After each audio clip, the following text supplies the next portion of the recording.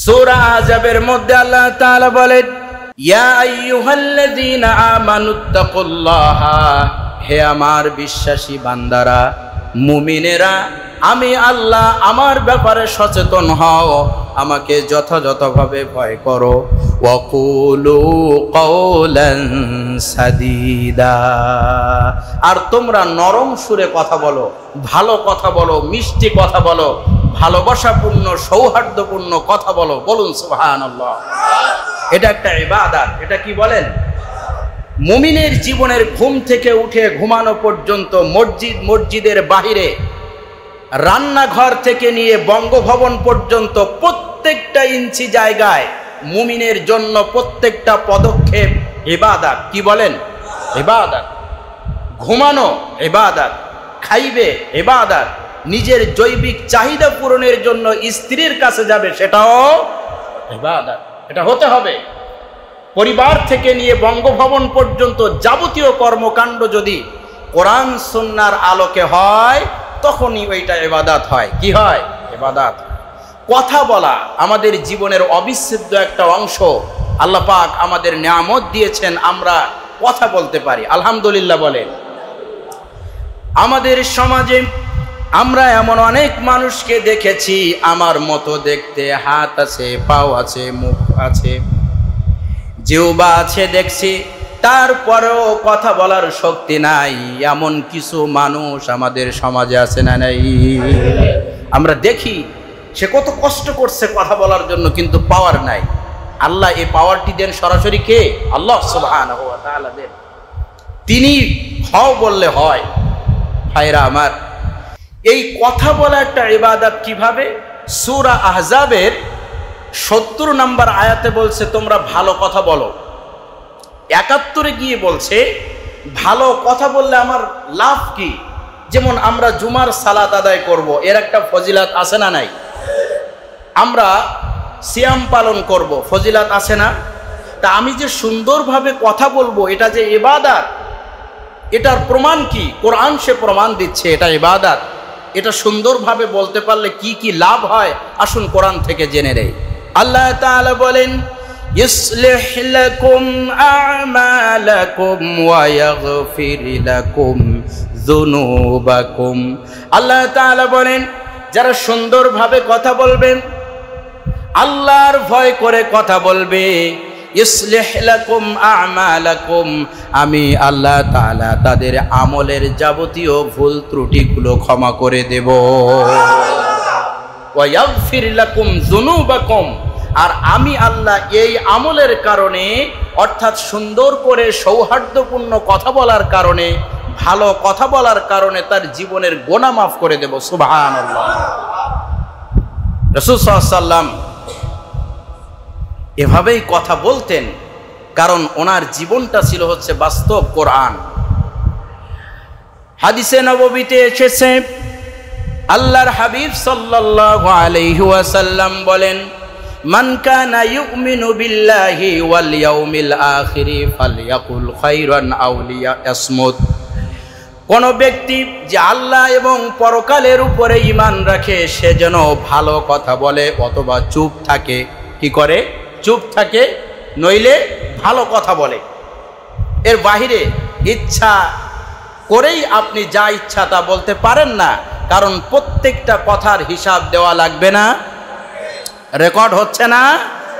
এমন কোনো কথা নাই, এমন কোন লফজ, এমন কোন সেন্টেন্স আপনার জবান থেকে বের হয় না যেটা আল্লাহ তাআলা রেকর্ড করে না। ওয়াল আর রেকর্ডেড। রব্বুল আলামিন বলেন, মা ইয়ালফিযু মিন কাওলিন ইল্লা লাদাইহি রাকীবুন আতীদ। বান্দার জীবনের প্রত্যেকটা কথা, প্রত্যেকটা লফজ রেকর্ড হচ্ছে, এবং কিয়ামতের দিন আল্লাহ তাআলা ওই রেকর্ড আপনার আমার সামনে দেখাবেন। ফামাইয়া আমাল মিসকাল যাররাতিন খায়রান ইয়ারা ওয়া মাইয়া আমাল মিসকাল যাররাতিন শাররান ইয়ারা। এটা মুখস্থ আছে না আপনাদের?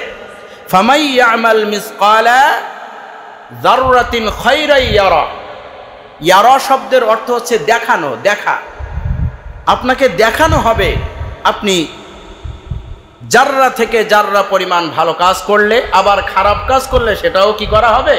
দেখানো হবে। আপনি দেখতে পাবেন, দেখাবে আপনি কোথায় কোন কথার দ্বারা আপনার ভাইকে কষ্ট দিয়েছেন, কোন কথার দ্বারা একজন মানুষকে আপনি আঘাত করেছেন, মিথ্যা দায় চাপিয়েছেন, ট্যাগিং করেছেন, বোলিং করেছেন, ব্লেমিং করেছেন, দায় চাপানো, গোটা জীবন আপনি মানুষকে দোষারোপ করেছেন। সবগুলোর রেকর্ড আছে না নাই? আছে। এবং জবাব দেওয়া লাগবে বিচারের মাঠে, আল্লাহর সামনে। কাজেই মুখ আছে বলেই যে কথা বলবো এমনটা করার সুযোগ নাই, ভেবে চিন্তে কথা বলতে হবে। মুনাফিক কথা বলার পরে চিন্তা করে, আর একজন মুমিন কথা বলার আগে চিন্তা করে। কথা বলার আগে চিন্তা করে এই কথা কোথায় গিয়ে লাগবে। এভাবেই কথা বলার প্র্যাকটিস আমাদেরকে করতে হবে। This is the part of মুহাম্মদুর রাসূলুল্লাহ সাল্লাল্লাহু আলাইহি ওয়াসাল্লাম, হিজ লাইফ। তার জীবনের একটা অন্যতম পার্ট হলো সুন্দরভাবে মিষ্টি হেসে ভালোবাসার সাথে মানুষের সাথে কথা বলা।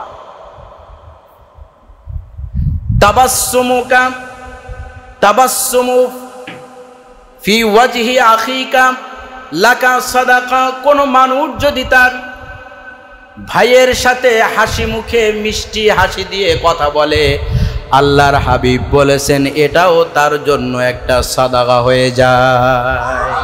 কি হয়? সাদকা হয়। এটাও সাদাকা তার জন্য, এটাও আল্লাহর কাছে সে পুরস্কার পাবে, সাদাকা হিসাবে রব্বুল আলামিন তাকে পুরস্কৃত করবেন। এখন আমরা মিলাবো আমরা কথা কিভাবে বলি। প্রিয় ভাইরা আমার, যে জবান সেজদায় পড়ে, যে জবান সালাতে দাঁড়িয়ে আল্লাহর সামনে আল্লাহর স্তুতি ঘোষণা করে, আল্লাহর প্রশংসা করে, ওই জবান দিয়ে আবার ফাহেসা কথা, অশ্লীল কথা, অশ্রব্য কথা, এটা কখনোই শোভনীয় নয়, হতে পারে না। নবীজি সাল্লাল্লাহু আলাইহি ওয়াসাল্লাম বলেছেন, আল্লাহর হাবিবের একটা অভ্যাস ছিল, বুখারীর বর্ণনা, আল্লাহর হাবিব সাল্লাল্লাহু আলাইহি ওয়াসাল্লাম, মা কানা রাসূলুল্লাহি সাল্লাল্লাহু আলাইহি ওয়াসাল্লাম ফাহিশান ওয়ালা মুতাফাহহিশান। তিনি অশ্লীল ভাষা ব্যবহার করতেন না, কাউকে কোনো কটু কথা তিনি বলতেন না, তার অভ্যাসের মধ্যে ছিল না। 10 বছর ওনার খেদমত করেছেন আনাস রাদিয়াল্লাহু তাআলা আনহু। কয় বছর? 10 বছর ওনার খেদমতে ছিলেন, জীবনের 10 বছর। আনাস রাদিয়াল্লাহু তাআলা আনহু বলেন, আমি একদিনের জন্য আল্লাহর হাবিব আমাকে কোনোদিন ধমক দিয়ে কথা বলেন নাই। জবান খুলে বলুন সুবহানাল্লাহ। ধমক দিয়ে আমাকে কথা বলেন নাই। আমি যদি কোনো ভুলও করেছি, ভালোবেসে শোধরানোর নিয়াতে তিনি আমার সাথে কথা বলেছেন। সুবহানাল্লাহ। এটা ছিল নবীজি সাল্লাল্লাহু আলাইহি ওয়াসাল্লামের আদর্শ। আর আপনার কথা, আপনার জবান দিয়ে অন্যকে আপনি আঘাত করছেন, আপনি মানুষকে ক্ষতি করছেন, মানুষকে কষ্ট দিচ্ছেন, মিথ্যা প্রপাগান্ডা করছেন, সবগুলো বিচারের মাঠে আপনার আদালতে আখিরাতে আল্লাহর সামনে এই কথার হিসাব দেওয়া লাগবে।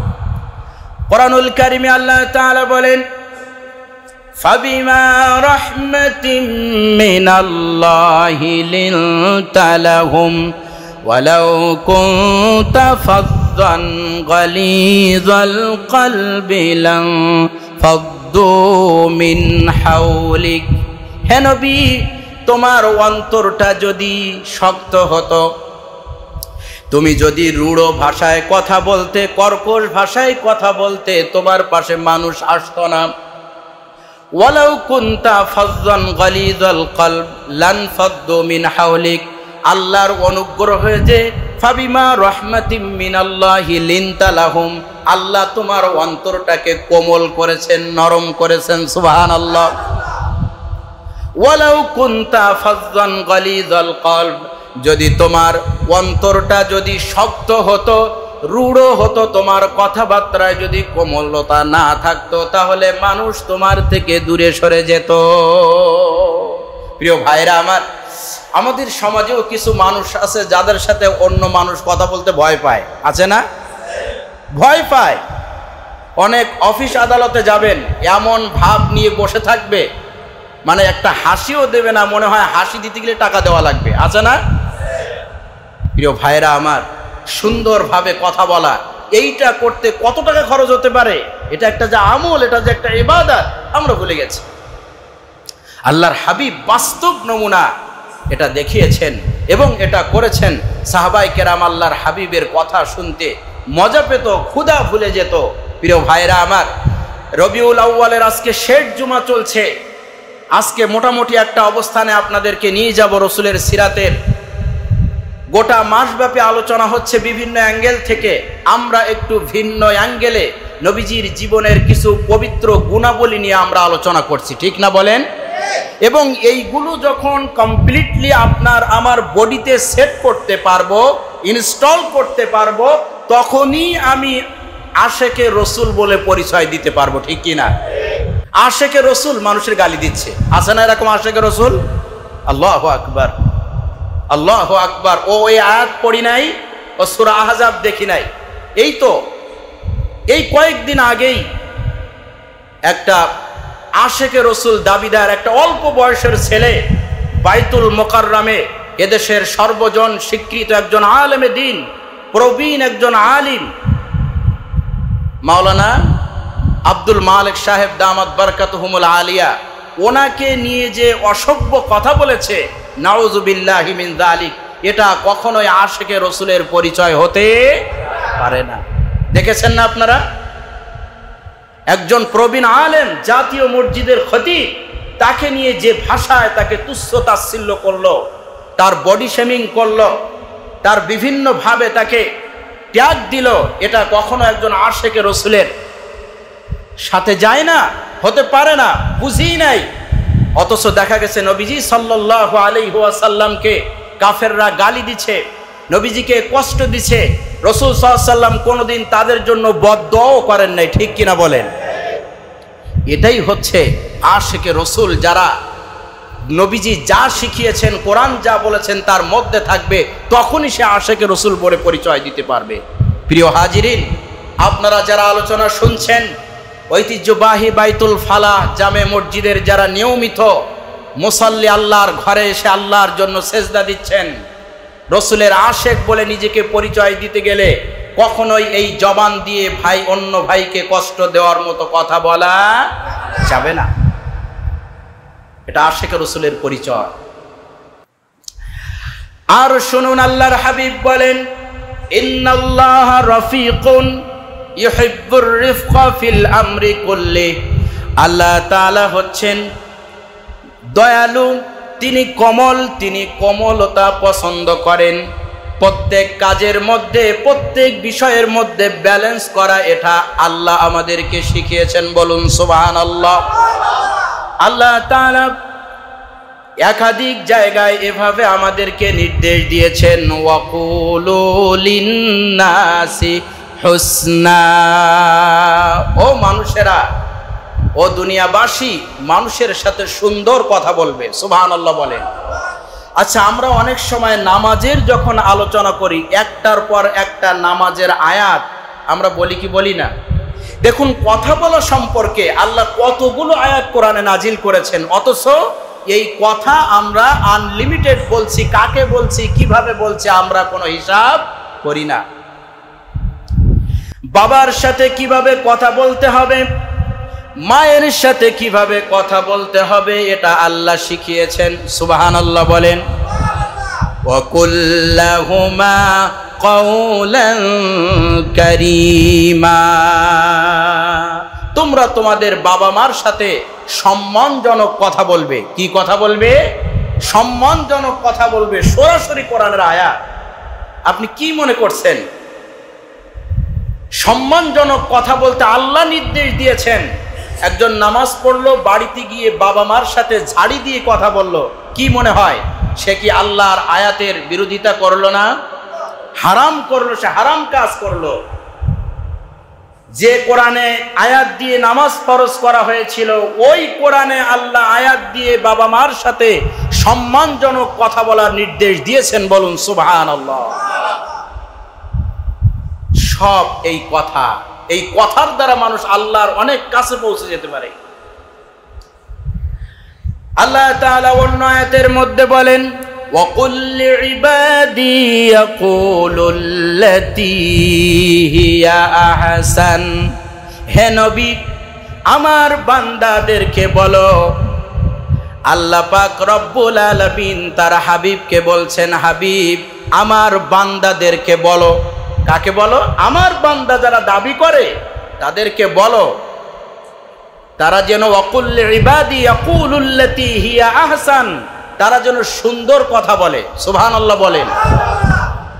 আমার বান্দা, তাহলে বোঝা যাচ্ছে আমরা যারা আল্লাহর বান্দা বলে নিজেকে দাবি করি, ভালো কথা বলা লাগবে, সুন্দর কথা বলা লাগবে। চায়ের দোকানে গেলেন, কোনো একটা বাজারে গেলেন, দোকানে গেলেন, ইচ্ছা মতো আপনি আরেকজনের বিরুদ্ধে কথা বললেন, এই সুযোগ আর সবার হতে পারে, একজন মুমিনের হতে পারে না, একজন মুসলিমের হতে পারে না। সে আরেকজন ভাইকে খাটো করার জন্য, তার সেন্টিমেন্ট আঘাত করার জন্য কথা বলবে, এটা হতে পারে না। ইন্নাশ শাইতানা ইয়ানযাগু বাইনাহুম, শয়তান উস্কানি দেয় এই জাতীয় কথা বলার জন্য। কে উস্কানি দেয়? কোরআনের আয়াত বলছি আপনাদেরকে, কথা নিয়ে এতগুলো আয়াত। ইন্নাশ শাইতানা ইয়ানযাগু বাইনাহুম, শয়তান তাদেরকে উস্কানি দেয়। বলো, মিথ্যা কথা বলো, মিথ্যা প্রপাগান্ডা করো। শয়তান দেখছেন কোনোদিন? দেখেন নাই? মাঝে মাঝে মিছিল মিটিংয়ে মাঝখানে দাঁড়িয়ে দাঁড়িয়ে শয়তান লিড দেয়, দেখেন না? শয়তান কি কোনোদিন মানুষের সামনে চেহারা নিয়ে আসে? শয়তান তো দুই ধরনের, একটা হলো মানুষ শয়তান, আর একটা মিনাল জিন্নাতি ওয়ান্নাস। শয়তান সরাসরি আসে না, মানুষের ঘাড়ে সোয়ার হয়ে শয়তানির উস্কানি দেয়। মিথ্যা বলো, মিথ্যা প্রপাগান্ডা করো। ইন্নাশ শাইতানা ইয়ানযাগু বাইনাহুম, নিশ্চয়ই শয়তান উস্কানি দেয় তাদের মধ্যে, এই জাতীয় কথা বলতে উস্কানি দেয়, প্ররোচনা দেয়। প্রিয় ভাইরা আমার, সালাত যে জবান দিয়ে আল্লাহু আকবার বলেন, সুবহানা রাব্বিয়াল আযীম বলেন, সুবহানা রাব্বিয়াল আ'লা বলেন, ওই জবান আজকের জুমার পর থেকে পরিপূর্ণভাবে নিজের কন্ট্রোলে নিয়ে আসতে হবে। ব্রেক থাকবে আপনার আর আমার হাতে। রাজি আছে ইনশাআল্লাহ? কন্ট্রোল করতে হবে, না করলে এবার বিপদের কথা শোনেন। স্লিপ অফ টাং, কথা এলোমেলো বললেই বিপদে পড়ে যাবেন। কথা যদি আপনি এলোমেলো বলেন, কথার প্রভাব এত বেশি হয়, যেটা ভূমিকায় বলছিলাম। 15 বছর 16 বছরের রাজত্ব একটা কথায় মুহূর্তের মধ্যে তছনছ হয়ে গেছে, ঠিক কিনা? গোটা সময় ধরে শেখ হাসিনা তার স্বৈরা শাসন, গোটা টাইমটা ইসলামী আন্দোলনমুখী মানুষদের বিরুদ্ধে কথা বলেছে, রাজাকার বলেছে, আল বদর বলেছে, আল শাম বলেছে। বলতে বলতে যখন ঠিক 16 আনা পূর্ণ হয়ে গেছে, ঠিক ওই শব্দে, ওই রাজাকারে তাকে দেশ ছাড়তে হয়েছে, ঠিক কিনা? ওই কথা, ওই জবান এখনো বন্ধ করি নাই জবান। আল্লাহ তাআলা সূরা ইব্রাহিমের মধ্যে বলেন, ওয়ালা তাহসাবান্নাল্লাহা গাফিলান আম্মা ইয়ামালুয যালিমুন। আল্লাহ পাক রব্বুল আলামিন বলেন, শোনো, জালিমরা যে বিভিন্ন ধরনের ষড়যন্ত্র করছে, নির্যাতন করছে, মানুষের উপরে আঘাত করছে, তোমরা মনে করো না আল্লাহ এ বিষয়টা জানে না। আল্লাহ জানে না? বলেন, লা তাহসাবান্নাল্লাহা গাফিলান, আল্লাহ গাফেল নন, আল্লাহ সবকিছু দেখেন। তবে একটু সময় দেয়, মানে 16 কলা পূর্ণ করার জন্য সময় দেয়, পূর্ণ করে, এমন সিট টান দেবে মুহূর্তের মধ্যে সিটকে পড়বে। এ সকল ক্ষমতা আছে কার? আল্লাহ। একদিকে মুমিনের পরীক্ষা হয়, মাঠ তৈরি হয়, আরেক দিকে জালিমের শেষ পর্যন্ত আল্লাহ দেখতে চান, পৃথিবী মানুষকে দেখানোর জন্য যে জালিমের পরিণতি কি হতে পারে। কোরআনুল কারীমের মধ্যে এসেছে, ইন্না বাতশা রাব্বিকা লাশাদীদ ইন্নাহু হুয়া ইবদিউ ওয়া ইউঈদ। আল্লাহ যখন কাউকে ধরেন, এমন টান দেন মুহূর্তের মধ্যে ছিটকে পড়বে। ভাইরা আমার, ঘুড়ি দেখছেন আপনারা, ঘুড়ি যখন উপরে ওঠে মেলা দূর যাওয়ার পরে ভাবে যে আমাকে মনে হয় কখনো আর নিচে নামা, ও ভুলেই যায়। কিন্তু একটা সময় ঠিকই ঘুড়ির যে মালিক, যে উড়াচ্ছিল, তার হাতে নাটাইটা আছে না, টান দেয়, তখন টান দেয়, দিতে থাকে আস্তে আস্তে, তখন মনে পড়ে আমার যে নিচে নাটাই আছে। দেখবেন খুব কাছাকাছি এসে এদিকে একবার ওইদিকে একবার এরকম দোল দেয় না, দেয় কি দেয় না, দিতে দিতে শেষ বিন্দু চেষ্টা করে না আমি আসবো না, এমন একটা ভাব নেয় আসবো না, আর মালিক তো মোড়াতে আছে, ওকে তো আসতে হবে। ঠিক শেষ একটা পর্যায়ে এদিকে একবার ডানে বামে করতে করতে কোনো একদিকে দাম করে মেরে দেয়। ঠিক কি ঠিক না? প্রিয় ভাইরা আমার, শিক্ষা নিতে হবে। আজকে যদি এরকম অসংখ্য নিদর্শন এই জমিনে থাকার পরে আমরা যারা এখন এই বাংলাদেশের ভূখণ্ডে আছি, বিভিন্নভাবে রাজনৈতিকের সাথে আছি, বিভিন্ন দল দালি আমরা করছি, শিক্ষা যদি না নেন, হাসিনার মতো একই বিপদ কপালে আসতে, জোরে বলেন, আসতে পারে। শিক্ষা নিতে হবে আপনাকে আমাকে, শিক্ষা নিতে হবে। আল্লাহ এগুলো পারেন। আপনাকে জবান কন্ট্রোল করতে হবে, জবানের হেফাজত আপনাকে করতে হবে। জবান কন্ট্রোল করুন। মুখ আছে বলেই আপনি কথা বলবেন এমন নয়। এদেশে 56,000 বর্গ কিলোমিটারের এই বাংলাদেশে ইসলামী চেতনা, তাহজিব, তামাদ্দুনের বিরুদ্ধে গিয়ে আর রাজনীতি করার সুযোগ নাই। কথা বোঝাতে পারি নাই? এদেশ, এ মাঠ তৈরি হয়ে গেছে। এই ভূখণ্ডে কোরআনের বিরুদ্ধে গিয়ে, ইসলামের বিরুদ্ধে গিয়ে কথা বলে আর সুবিধা করা যাবে না। ঠিক কিনা? যদি সুবিধা করা যেত, জালিম শাসক শেখ হাসিনা করতে পারত, কারণ এমন কোন ষড়যন্ত্র নাই যা সে করি নাই। ঠিক না? সমস্ত রাষ্ট্রযন্ত্র ব্যবহার করেও নিজেকে টিকিয়ে রাখতে পারি নাই। এ জমিন এখন কোরআনের জন্য, ইসলামের জন্য, নবীর আদর্শের জন্য প্রস্তুত। আর সেই দিন নাই। আর এই মাঠ প্রস্তুত করার জন্য জীবন দিয়েছেন 24-এর শহীদরা। ঠিক না? আমার বোন জীবন দিয়েছেন, আমার ভাই জীবন দিয়েছেন, অসংখ্য ভাই বোন পঙ্গুত্ব বরণ করে বেড়ে আছেন। ঠিক কিনা? এই মাঠ তারা তৈরি করে গিয়েছেন। শুধু তাই নয়, এই মাঠ, এই লেভেল প্লেইং ফিল্ড তৈরি করার জন্য, কোরআনের লেভেল প্লেইং ফিল্ড বলছি আমি, আবার দেশীয়টা বলছি না, কোরআনের এই লেভেল প্লেইং ফিল্ড তৈরি করতে 21 শতাব্দীর শ্রেষ্ঠ মুফাসসিরে কোরআন আল্লামা দেলাওয়ার হোসাইন সাইদি রহমতুল্লাহ আলাইহি জীবন দিয়েছেন। এই মাঠে ইসলামের বিরুদ্ধে কথা বলে, কোরআনের বিরুদ্ধে, মসজিদ মাদ্রাসার বিরুদ্ধে, ইসলামী তাহজিব তামাদ্দুনের বিরুদ্ধে কথা বলে আর টিকে থাকা যাবে না।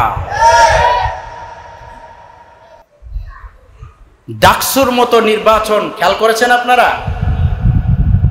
এদেশের এমন অনেক দল আছে, এই দেশের ইতিহাস ঐতিহ্যের সাথে যে দলের সম্পর্ক, এমন রেজাল্ট এসেছে গোটা বিশ্ব অবাক হয়েছে। এটা হয় কিভাবে? ঠিক না? কেন হয়েছে জানেন? আমার অবজারভেশন যেটা বলে, এক গ্রুপ চেষ্টা করেছে আদর্শ প্রচার করতে, কোরআনের আদর্শ প্রচার করতে, মানুষের কাছে যেতে, দিলের ভিতরে ঢুকতে। আরেক গ্রুপ চেষ্টা করেছে কিভাবে ট্যাগিং করা যায়, বোলিং করা যায়, আপনার মিথ্যা দায় চাপানো যায়, এই করেছে। এখন এদেশের মানুষের এটা খায় না, যার কারণে এই অবস্থানে এসেছে। ভাইরা আমার, কথা ক্লিয়ার, কথা ক্লিয়ার। কোরআন যেটা বলেছে, সুন্নাহ যেটা বলেছে, এর বাইরে যাওয়ার সুযোগ নাই। জবান আছে বলেই কথা বলবেন ন, এখনো সময় আছে, শিক্ষা নিতে হবে। রব্বুল আলামিন বলেন কোরআনুল কারীমে, ওয়াকুল লিইবাদি ইয়াকুলুল্লাতী হিয়া আহসান, হে আমার নবী বলে দাও আমার বান্দাদেরকে তারা যেন সুন্দর কথা বলে, ভালোবাসার কথা বলে। ভালোবাসার কথা দিয়ে একজন মানুষের কাছে যাওয়া যায়। আমি আমার জীবনের বাস্তব অভিজ্ঞতা বলি। কিছু মানুষ, প্রত্যেক মানুষের শত্রু মিত্র আছে না নাই? আছে। আমাকে আঘাত করেছে, আমার বিরুদ্ধে ষড়যন্ত্র করেছে, এমন অনেক মানুষ আমি দেখেছি। কিন্তু আজকে তাদের বিরুদ্ধে আমি কথা সেই সময় বলি নাই, কিন্তু আল্লাহ এখন আমাকে তাদের ভালোবাসা দেওয়ার কারণে সেই ব্যক্তি আমার সামনে আসতে লজ্জা পায়। সুবহানাল্লাহ। ঘটনাটা এরকম ছিল, আমি যখন মাওলানা হয় নাই, কি হয় নাই, মিনিমাম এদেশে কামিল অনার্স মাস্টার শেষ না করলে কাউকে মাওলানা সাধারণত বলা হয় না। তো আমি ছোটবেলা থেকেই আলহামদুলিল্লাহ মসজিদ মাদ্রাসার খেদমতে আছি, জুমার আলোচনা করি এরকম আমি ক্লাস 8 থেকে। তো এক জায়গায় আলোচনা করতে গিয়েছি, ওই মাহফিল এলাকার মানুষ আমার নামের শুরুতে মাওলানা লিখছে, তখন আমি মাওলানা হয় নাই। এটা আমার এলাকার কাছের কয়েকজন মানুষ দেখে তারা এলাকায় এমন একটা পরিবেশ তৈরি করেছে যে অমুক মাওলানা না, অথচ কাগজে মাওলানা লিখছে। আসলে এটা আমি বলি নাই, কিন্তু এটাকে নিয়ে ওই সেই ব্যক্তি, আমি তার নাম বলছি না, এখন আমার সাথে ভালো সম্পর্ক, আমি তাকে আমার সামনে এসে সে এরকম মাথা নিচু করে থাকে, সে ষড়যন্ত্র করছে, অনেক এলোমেলো কথা বলেছে। আমার ভাইয়েরা, বন্ধুরা, ওই ব্যক্তি আজ যখন আমাদেরকে দেখে, আমাকে দেখে, আমার এলাকারই, আমি তাকে কোনোদিন কোনো কথা বলি নাই। আমি খুব কষ্ট পেয়েছিলাম যে আমি এই কথাটা লিখতে বলি নাই বা লেখা হয় নাই, অনেক ধরনের প্রোপাগান্ডা মিথ্যা কথা বলেছে। আমি ইচ্ছা করলে আলহামদুলিল্লাহ আমার যে পারিবারিক ঐতিহ্য, আমি তাকে কিছু করতে পারতাম, অ্যাকশানে নিয়ে আসতে পারতাম, কেন এভাবে এলোমেলো কথা বলছে, কিন্তু আমি করি নাই। আল্লাহর হাবিব বলেছেন প্রতিশোধ নেওয়ার সুযোগ থাকলেও নিও না। কে বলেছেন? মুহাম্মদুর রাসূলুল্লাহ সাল্লাল্লাহু আলাইহি ওয়াসাল্লাম। উদাহরণ বলছি, আপনি দেখেন আপনাকে যে আঘাত দিয়েছে তাকে ভালোবাসেন, দেখবেন ও সারা জীবন আপনার কাছে দুর্বল থাকবে, ঠিক কিনা বলেন? রব্বুল আলামিন বলেন, ওয়াকুল লিইবাদি ইয়াকুলুল্লাতী হিয়া আহসান ইন্নাশ শাইতানা ইয়ানযাগু বাইনাহুম ইন্নাশ শাইতানা কানা লিল ইনসানি আদুওয়াম মুবিনা। আল্লাহ পাক বলেন, আমার বান্দাদেরকে বলো তারা যেন সুন্দর কথা বলে, ভালো কথা বলে। শয়তান কিন্তু তাদেরকে ভালো কথা বলতে দেয় না। আজকের পর থেকে নিয়ে নবীজির আদর্শ হিসাবে, আল্লাহর নির্দেশ হিসাবে এই জবানে যত কথা বলতে হবে, আগে চিন্তা করব এই কথায় আমার আল্লাহ রাজি কিনা। মনে থাকবে মুসলমান, একটা মিথ্যা কথার দ্বারা এদেশ তো এখন সেই চরম পর্যায়ে পৌঁছে গিয়েছে, আদালত পাড়ায়, বিচারালয়ে সাক্ষী কিনতে পাওয়া যায়, নাউজুবিল্লাহ বলবেন না? এবং সেই সাক্ষীতে মানুষের ফাঁসিও হয়, ঠিক না? সাক্ষী দেয় কি দিয়ে? মানুষ মুখ দিয়ে সাক্ষী কিনতে পাওয়া যায়। আমরা বলে আমরা নাকি আধুনিক হয়েছি, সাক্ষী কিনে সেই সাক্ষী মিথ্যা সাক্ষ্য দিচ্ছে এবং ফাঁসিও হচ্ছে, নাউজুবিল্লাহি মিন যালিক। মনে রাখবেন, জবান একজন মানুষের শরীরে যতগুলো রুট আছে অপরাধ প্রবেশ করার, কি বলছি, অপরাধ প্রবেশ করার একেবারে মৌলিক একটা রুট হচ্ছে মুখ। কি বলেন? মুখ। এ দিয়ে একজন মানুষের বড় ক্ষতি করা যায়, মানুষকে কাছে টানা যায়। যারা এখানে সালাত আদায় আমরা করি, মনে রাখবেন কিছুক্ষণের মধ্যেই আমরা বাজামাত সবাই মিলে আল্লাহর জন্য আল্লাহু আকবারের ধ্বনি দেব। পিছনে যা গেছে গেছে, ইয়াগফির লাকুম যুনুবাকুম, আল্লাহ সেটা ক্ষমা করবেন। আল্লাহ বলেছেন আজকের পর থেকে জবান দিয়ে কাউকে আঘাত করার মতো কোনো কথা আমরা বলবো না। রাজি আছেন? এটা সুন্নাত না নফল না ফরজ? ছোটখাটো ফরজ না বড় ফরজ? বাড়িতে যাবেন, নিজের সহধর্মিনীকে গিয়ে একটা সালাম বলবেন, আসসালামু আলাইকুম ওয়া রাহমাতুল্লাহ। সালাম দিবেন জবান দিয়ে, দেখবেন একেবারে আগুনে পানি দিলে যেমন হয় সালাম দিবেন। ভালো কথা বলবেন, সুন্দর কথা বলবেন। মানবিক দুর্বলতার কারণে যদিও মাঝে মাঝে ব্রেক ফেল হবে, কি হবে? ব্রেক যদি ফেল হয়, কারণ বলার অভ্যাস তো কোনোদিন যায় না। একটা প্রবাদ আছে, চলা পা আর বলা মুখ, এই দুইটা থামানো কঠিন। যে পা একবার চলে থামানো কঠিন, আর বলা মুখ সব সময় বলতে অভ্যস্ত, থামানো একটু মুশকিল হবে। তবে এটা ডোজ, রবিউল আউয়ালের নবী জীবনের আদর্শের শেষ ডোজ এটা। এটা নিয়ন্ত্রণ করেন, জীবন ফুলে ফলে পত্র কুঞ্জে সুশোভিত হয়ে ওই জীবন, ওই শরীর, ওই পরিবার জান্নাতি পরিবার হবে ইনশাআল্লাহ। আমার ভাইয়েরা, নিয়ন্ত্রণ করার জন্য চেষ্টা করুন। আল্লাহর হাবিব সাল্লাল্লাহু আলাইহি ওয়াসাল্লাম বলেছেন, মিসকি হেসে দিয়ে কথা বলাটাও তোমার জন্য সাদাকা, তোমার ভাইয়ের জন্য। খবরদার কোন ভাইয়ের বিরুদ্ধে, আমার কাছের কোন মানুষের বিরুদ্ধে আমি এই জাতীয় জবান দিয়ে কথা আমি বলবো না। রাজি থাকি, আসি না ইনশাআল্লাহ? প্রিয় ভাইরা আমার, আর আশপাশ থেকে একটু শিক্ষা নেবেন। এমনকি সে খুব খারাপ মানুষ হলেও তার সাথে নরম কথা বলার নির্দেশ আল্লাহ। সুবহানাল্লাহ বলেন। ফেরাউনের নাম শুনেছেন? পৃথিবীর ইতিহাসে সর্বহারা পার্টির লিডারের নাম হচ্ছে ফেরাউন। কি? সর্বহারা পার্টির লিডার ছিল ফেরাউন। ইহকাল পরকাল সব হারিয়েছে। এই ফেরাউনকে দাওয়াত দিতে পাঠাচ্ছেন আল্লাহ দুইজন নবীকে। কয়জন নবীকে? মুসা আলাইহিস সালাম এবং ওনার ভাই হারুন আলাইহিস সালামকে। প্রথমে আল্লাহ মুসা আলাইহিস সালামকে বলছেন, যাও ফেরাউনের কাছে দাওয়াত দাও, কালেমার দাওয়াত, লা ইলাহা ইল্লাল্লাহ। মুসা আলাইহিস সালাম যেন ভয় পেয়ে যাচ্ছেন, প্রতিষ্ঠিত সরকারের বিরুদ্ধে কালেমার দাওয়াত দিতে যাব, পিঠ থাকবে তো? ভয়ে আল্লাহর কাছে বিভিন্ন সাহায্য চাচ্ছে। আল্লাহ, সবাই বলেন, রাব্বিশরাহ লি সাদরি ওয়া ইয়াসসির লি আমরি ওয়াহলুল উকদাতাম মিন লিসানি ইয়াফকাহু কওলি। এই দোয়াটা মুসা আলাইহিস সালাম করেছিলেন, আল্লাহ আমার কাজ সহজ করে দাও, আমার জবানের জড়তা দূর করে দাও, ওয়ায়াসসির লি আমরি, আমার কাজ সহজ করে দাও। আর একটা দোয়া তিনি করেছিলেন, আল্লাহ আমার সাথে আমার ভয় হয়, আমার ভাইকেও দাও। সুবহানাল্লাহ বলেন, আমার ভাইকেও দাও।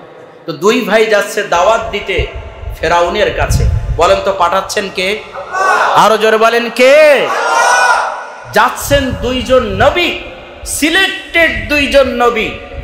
আমি একটা শিক্ষা এখান থেকে দিতে চাচ্ছি, সূরা তাহার এই যে আয়াত, সিলেক্টেড দুইজন নবী যাচ্ছেন আল্লাহর পক্ষ থেকে ফেরাউনকে দাওয়াত দিতে। আল্লাহ যাওয়ার সময় বলছে, ইযহাবা ইলা ফিরআউনা ইন্নাহু তাগা। যাও, দুই ভাই ফেরাউনের কাছে সে সীমা লঙ্ঘন করছে। ফাকুলা লাহু কাওলাল লাইয়িনা লাআল্লাহু ইয়াতাযাক্কারু আও ইয়াখশা। দুই ভাই যাচ্ছ, তবে ফেরাউনের সামনে গিয়ে নরম কথা বলবে, সফট কথা বলবে। জবান খুলে বলুন সুবহানাল্লাহ। কেমন কথা বলবে? নরম কথা বলবে, শক্ত কথা বলবে না, আঘাত দিয়ে কথা বলবে না। আল্লাহ পাঠাচ্ছেন দুইজন নবীকে ফেরাউনের কাছে। দুইজন নবী আল্লাহর পক্ষ থেকে যাচ্ছে, তাও আল্লাহর নির্দেশ, কথা বলতে হবে নরম কথা। কি কথা? আপনার আশেপাশে কোনো ভাই যদি এরকম সহজ কঠিন দিলের হয়, যার অপরাধ প্রমাণিত, তাকেও আপনি নরম সুরে দাওয়াত দেন, ভালো কথা বলেন, সে একদিন ফিরে আসতে পারে।